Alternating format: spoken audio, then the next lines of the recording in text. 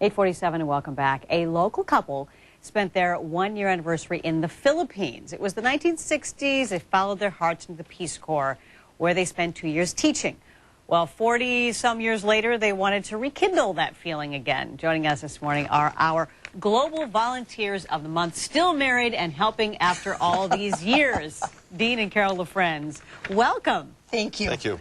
First, just take us back to the Philippines. So you've been married not long, and you said, wow, let's go to the Philippines. How did, let's join the Peace Corps. How did that all come about?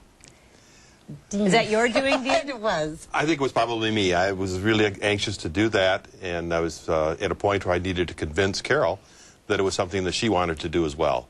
So it took a few months, but she did, yeah. I did finally convince her that that's what we should be doing.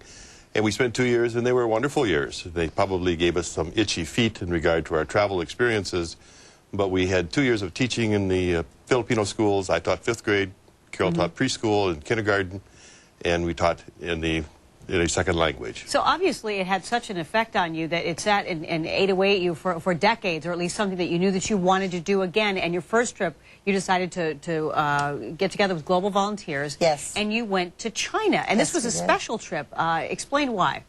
We were the 100th group to go to China to work with the children there.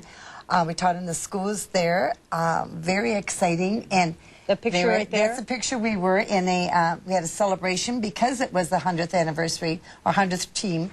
They did have very special events for us, which were very exciting, and of course put us in the culture, which was one of the special things about Global Volunteers and volunteering.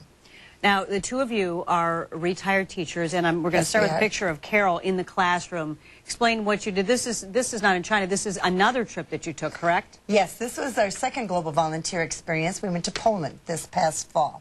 Here I am with my 7-year-olds.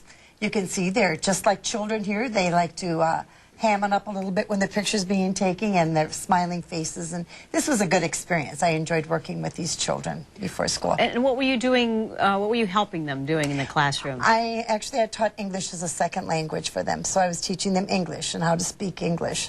So. And they don't have a lot of exposure. Now, Dean, there's a picture of you in the classroom. It's a small community in Poland, and they aren't exposed very often to, to Americans and to the American language. Tell us about these kids. These are 10 and 11-year-old kids. You can see these are mostly boys here, I guess, as I look at the picture. But it was an equal mix of kids. I had 14 kids in the classroom.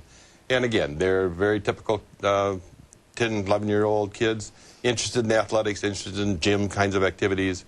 And, of course, what we were doing was teaching them English as a second language. They only had an hour of instruction in English in their school. And they, of course, were learning Polish, and they were also learning Russian. So these kids are trilingual as we begin. They're already out and doing the language development at a very early age. You were a principal, correct? I was an assistant principal. Assistant principal. And how did using your skills as teachers, I mean, obviously if you're teaching English as a second language, was that a new skill that you had to learn over there? Well, I think I taught kindergarten for 22 years, and you do fall back on your skills, obviously, from being in a classroom, which is very helpful. But it's you're just working with kids is working with kids the world around. Kids are the same. They love songs, they love to laugh, and they love to learn. And do you have are you planning another trip? Oh, yes. Yeah, oh, yes. See, it gets in your blood, doesn't it? It does. We are presently looking at maybe another trip in October. We've talked about maybe going to Italy or maybe going to Greece.